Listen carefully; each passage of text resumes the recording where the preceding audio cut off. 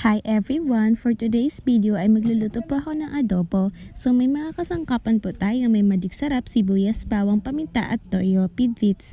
So yan ang ating manok, kailangan natin yan at naglagay na rin po ako ng mantika. Hinintay ko lang siya na uminit. Yan, naglagay po ako and then nilagyan ko po ng onion at saka garlic. Hinintay ko rin po na mag-init yan at wag natin pasunugin. Kasi kailangan natin yan para mas mabalance ang ating luto sa adobo. So yan, hinalo-halo ko lang, mix-mix lang. At feel ko na hindi pa sunog, yan hinalo ko ulit and then naglagay na rin ako ng manok.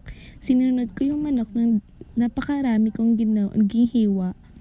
Then yan, naglagay pa ako ulit kasi feel ko kulang. And then naglagay rin ako ulit.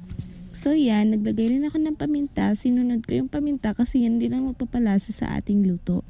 Hinalo-halo ko. Then tinakpan ko ng mga 10 minutes. Then binalikan ko.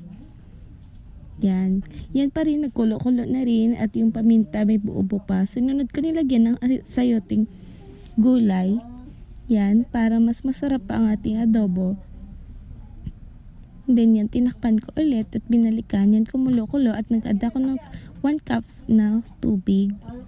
Yan, para mas may sabaw-sabaw ang ating adobo. At nilagyan ko naman ng tidbits. Sinunod ko yan kasi mas nagpapalasa yan ng ating adobo. So yan, nilagay-lagay ko lang at tinansya-tansya ko yung tubig. Then sinunod ko naman ang pineapple. Yan, naglagay lang ako. Kasi feel ko mas masarap yan pag madami. So yan lang. Tapos hinintay ko rin siya ng kumulo ulit at nag-add ako ng toyo kasi kailangan yan sa ating adobo. Tinansya-tansya ko lang ang paglagay niyan kasi para mas balance ang ating adobo, ang lasa. Yan, naglagay ako. And then naglagay ako ulit. So yan. And then naglagay rin ako ulit. Feel ko kasi kulang kaya nag-add pa ako. Then sunod naman naglagay ako ng magic sarap. Yan ang nagpapalasa sa ating adobo.